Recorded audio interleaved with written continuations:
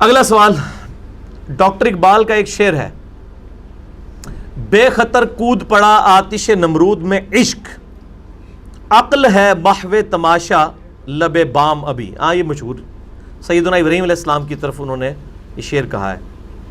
کیا اس شعر میں علم و عقل کی توہین نہیں؟ آپ علامہ صاحب کے اس شعر کو کیسے جسٹیفائی کریں گے؟ بھائی ہمیں کوئی ضرورت ہی نہیں کسی کو جسٹیفائی کرنے کی، اس لیے کہ امام مالک رحمہ اللہ تعالیٰ کا قول ہے کہ وہ نبی علیہ السلام کی قبر مبارک کی طرف اشارہ کر کے کہتے تھے کہ اس صاحب قبر صلی اللہ علیہ وآلہ وسلم کے علاوہ کوئی شخص ایسا نہیں ہے دنیا میں کہ جس کی ہر بات مقبول ہو سوائے آپ صلی اللہ علیہ وآلہ وسلم کے. ان کی ہر بات مقبول ہے، کوئی بات مردود نہیں ہے. ان کے علاوہ ہر شخص کی بات مردود بھی ہو سکتی ہے. وہ شخص چاہے کوئی صحابی ہو، کوئی تابعی ہو، تبع تابعی ہو، کوئی محدث ہو، کوئی مفسر ہو، کوئی معلم ہو، کوئی عالم ہو، کوئی فقیہ ہو، کوئی کچھ بھی ہو، اس کی بات ظاہر ہے کہ وہ اس سے اختلاف رائے ہو سکتا ہے. تو ڈاکٹر اقبال سے بھی ہو سکتا ہے، ظاہر ہے نہ وہ کوئی صحابی ہے نہ کوئی تابعی ہے. ان کو تو ابھی فوت ہوئے بھی ہارڈلی سمجھ لیں 100 سال بھی نہیں گزرے، 1938 میں فوت ہوئے ہیں. ان کی جو پازیٹیو خدمات ہیں ہم ان کی قدر کرتے ہیں، اور جو ان کی غلطیاں ہیں وہ بالکل ڈنکے کی چوٹ پہ غلطیاں ہیں. کوئی ان کے بارے میں ہم نے پیغمبری نہیں کلیم کی ہوئی ہے. تو یہ جو ان کا شعر ہے نا جی، بے خطر کود پڑا آتش نمرود میں عشق، عقل ہے محو تماشا لب بام ابھی، یہ ٹیکنیکلی شعر غلط ہے، کیونکہ بے خطر کودا تو کوئی نہیں ہے. حضرت ابراہیم علیہ السلام نے خود تو چھلانگ نہیں ماری ہے، ٹیکنیکلی سپیکنگ. کودا کہاں سے؟ ابراہیم علیہ السلام کو تو دھکا دے کے پھینکا گیا آگ کے اندر. خود کودتے تو خودکشی ہوتی، خودکشی تو اسلام میں حرام ہے. تو بے خطر کود نہیں پڑا، بے خطر تھے وہ جب کہ ان کو پھینکا گیا آتش نمرود میں. یہ بات ٹھیک ہوگی، یہ ٹیکنیکلی جملہ غلط ہے. آتش نمرود میں عشق، عقل ہے محو تماشا لب بام ابھی. عقل کوئی محو تماشا نہیں ہے، انہوں نے اپنی عقل ہی استعمال کی تھی تو انہوں نے اپنی جان دینے کے لیے اپنے آپ کو رب کے حضور پیش کیا. عقل کی بنیاد کے اوپر یہ سارے معاملات ہیں. اللہ تعالیٰ تو پورے قرآن کا تانا بانا ہی اس کے گرد گھما رہا ہے کہ عقل والے نصیحت حاصل کرتے ہیں. قل هل يستوي الذين يعلمون والذين لا يعلمون انما يتذكر اولو الالباب. اے نبی علیہ السلام فرما دیجئے کیا علم والے اور بغیر علم والے برابر ہو سکتے ہیں؟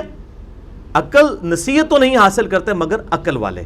اللہ نے یہ نہیں کہا کہ عشق والے اور بغیر عشق والے برابر ہو سکتے ہیں. نصیحت تو نہیں حاصل کرتے مگر عشق والے نہیں، علم والے. ہمارے نبی علیہ السلام کو کیا دعا سکھائی؟ قل رب زدنی علما. قرآن حکیم میں اے نبی علیہ السلام دعا کیجئے اللہ میرے علم میں اضافہ کر دے. کہیں نہیں آئے گا اللہ میرے عشق میں اضافہ کر دے. پھر قرآن حکیم میں انما یخشی اللہ من عبادہ العلماء. اللہ کی معرفت اور خشیت صرف اہل علم کو ہے، اہل عشق کی تو بات ہی نہیں ہوئی ہے. تو یہ ٹیکنیکلی بھی جملہ غلط ہے، وہ خود کودے نہیں تھے، ان کو پھینکا گیا. دوسرا صحیح بخاری میں موجود ہے، ابن عباس کہتے ہیں کہ جب ابراہیم علیہ السلام کو دھکا دے رہے تھے آگ میں تو اس وقت انہوں نے پڑھا تھا حسبنا اللہ و نعم الوکیل. ہم نے اللہ ہی پر بھروسہ کیا اور وہی بہتر کارساز ہے. یہ صحیح بخاری میں 4563 نمبر حدیث ہے انٹرنیشنل نمبر کے مطابق. اور اسی میں ابن عباس کہتے ہیں کہ تمہارے نبی علیہ السلام پہ بھی جب مشکل وقت آتا تھا تو وہ بھی کہتے تھے حسبنا اللہ و نعم الوکیل، مجھے اللہ ہی کافی ہے اور وہی بہتر کارساز ہے. یہ اس کی اپروپریٹ ٹرانسلیشن بنے گی. تو یہ بے خطر کود پڑا آتش نمرود میں عشق، یہ عقل کی توہین ہے. اور خود میں اس کا جواب جو ہے نا وہ ڈاکٹر اقبال کے دوسرے شعر سے دے دیتا ہوں کہ دوسری جگہ انہوں نے بالکل صحیح بات کی ہے جو خود اس سے ٹکراتی ہے. جواب شکوہ تو آپ لوگوں نے پڑھا ہی ہے نا، کہ پڑھا ہی ہوا ہے.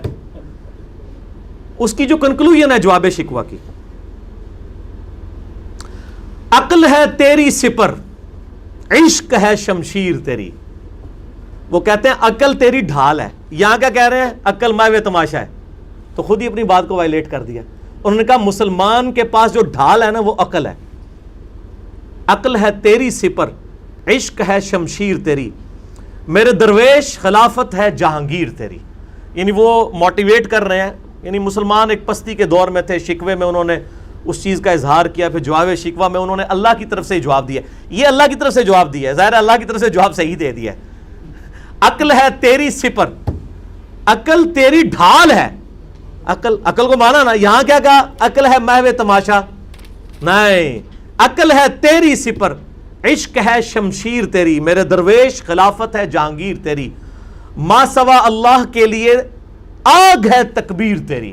اگر تو مسلمان ہے تو تقدیر ہے تدبیر تیری، کی محمد سے وفا تو نے تو ہم تیرے ہیں، یہ جہاں چیز ہے کیا لوح و قلم تیرے ہیں۔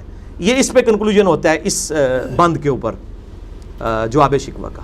وہ کہتے ہیں اگر تو واقعی صحیح مسلمان ہے نا تو تقدیر تیرے لیے تدبیر بن جائے گی، یعنی تقدیر کے فیصلے اللہ تعالیٰ تیرے حق میں کرے گا، لیکن اس کے لیے شرط کیا ہے کہ محمد سے وفا تو نے تو ہم تیرے ہیں۔ یہ اللہ کی طرف سے وہ کہہ رہے ہیں کہ اگر محمد صلی اللہ علیہ وآلہ وسلم سے وفا کی نا تو اللہ تعالیٰ ہمارا ہے کہ ہم تیرے ہیں، پھر یہ جہاں چیز ہے کیا لوح و قلم تیرے ہیں، یعنی لوح و قلم پہ جو فیصلے ہیں اللہ کے تقدیر کے وہ پھر تیرے حق میں ہوں گے، اور صحابہ کرام کے حق میں ہوئے ہیں۔ کدھر مختصر سی جماعت نے رومن اور پرشین امپائر اکھاڑ کے رکھ دی، نبی علیہ السلام کے ساتھ وفاداری تھی، لیکن بعد میں امت نے اپنے بزرگوں کے ساتھ وفاداری دکھائی ہے، اپنے نبی کے ساتھ وفاداری تو گنتی کے لوگوں نے دکھائی، اور امت آج تک اسی پستی کے اندر جو ہے وہ گرتی چلی جا رہی ہے اسی وجہ سے۔ تو میں نے ٹیکنیکلی جو ہے وہ ڈاکٹر اقبال کے شعروں سے ہی جواب دے دیا۔ عقل ہے تیری سپر، عشق ہے شمشیر تیری، میرے درویش خلافت ہے جہانگیر تیری، ما سوا اللہ کے لیے آگ ہے تکبیر تیری۔ اگر تو مسلمان ہے تو تقدیر ہے تدبیر تیری، کی محمد سے وفا تو نے تو ہم تیرے ہیں، یہ جہاں چیز ہے کیا لوح و قلم تیرے ہیں۔ تو اختلاف رائے تو کسی سے بھی ہو سکتا ہے میرے بھائی، آپ ڈاکٹر صاحب کی بات کر رہے ہیں، ہم تو اتنے بڑے اماموں سے اختلاف رائے رکھتے ہیں کتاب و سنت کی دلائل کی روشنی میں، کیونکہ نبی علیہ السلام کے علاوہ ہر شخص سے اختلاف رائے ہو سکتا ہے۔